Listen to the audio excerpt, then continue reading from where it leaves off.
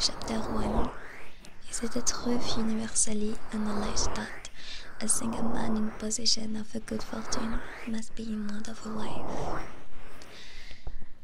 However little known the feelings or views of such a man may be on his first entering a neighborhood, this truth is so well fixed in the minds of the surrounding families that it is considered the rightful property of someone or other of their daughters.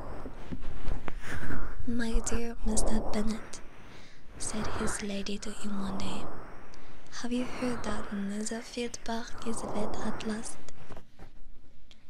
Mr. Bennet replied that he had not. "But it is," returned she, "for Mrs. Long has just been here, and she told me all about it." Mr. Bennet made no answer. "Do you not want to know who has taken it?" cried his wife impatiently. "You want to tell me, and I have no objection to hearing it." This was invitation enough. "Why, my dear, you must know Mr. Long says that Netherfield is taken by a young man of a large fortune from the north of England. That he came down on Monday in a chaise and thought this is a place, and was so much delighted with it, that he agreed with Mr. Morris immediately. That he is to take possession before Michaelmas, and some of his servants are to be in the house by the end of next week." "What is his name?" "Bingley." "Is he married or single?" "Oh, single, my dear, to be sure. A single man of large fortune, 4,000 or 5,000 a year. What a fine thing for our girls!" "How so? How can it affect them?" "My dear Mr. Bennet," replied his wife, "how can you be so tiresome? You must know that I am thinking of his marrying one of them." "Is that his design in setting here?" "Design? Nonsense! How can you talk so? But it's very likely that he may fall in love with one of them, and therefore you must visit him as soon as it comes." "I see no occasion for that. You and the girls may go, or you may send them by themselves, which perhaps will be still better, for as you are as handsome as any of them, Mr. Bingley may like you the best of the party." "My dear, you flatter me. I certainly have had my share of beauty, but I do not pretend to be anything extraordinary now. When a woman has 5 grown-up daughters, she ought to give over thinking of her own beauty.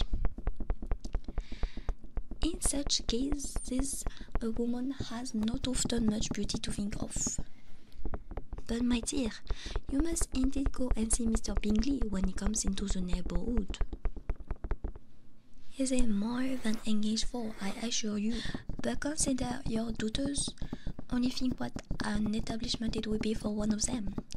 Sir William and Lady Luca are determined to go, merely on that account, for in general, you know, they visit no newcomers.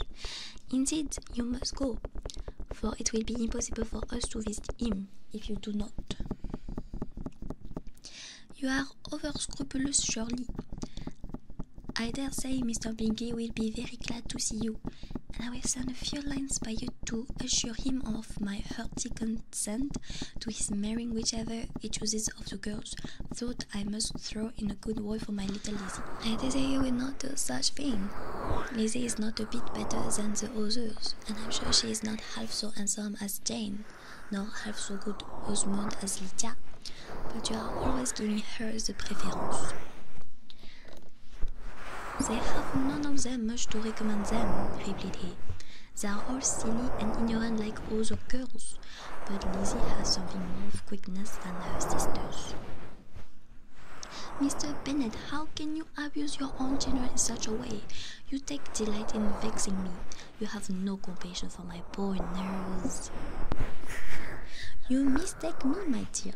I have a high respect for your nerves. They are my old friends. I have heard you mention them with consideration these last 20 years at least." "Ah, you do not know what I suffer." but I hope you will get over it and live to see many young men of 4,000 a year coming to the neighborhood. It will be no use to us if 20 such should come, since you will not visit them. Depend upon it, my dear, that where there are 20, I visit them all. Mr. Bennet was so old, a mixture of quick parts, sarcastic humor, reserve, and caprice, that the experience of 23 years has been insufficient to make his wife understand his character. Her mind was less difficult to develop. She was a woman of mean understanding, little information, and uncertain temper. When she was discontented, she fancied herself nervous. The business of her life was to get her daughters married. Its solace was visiting and news.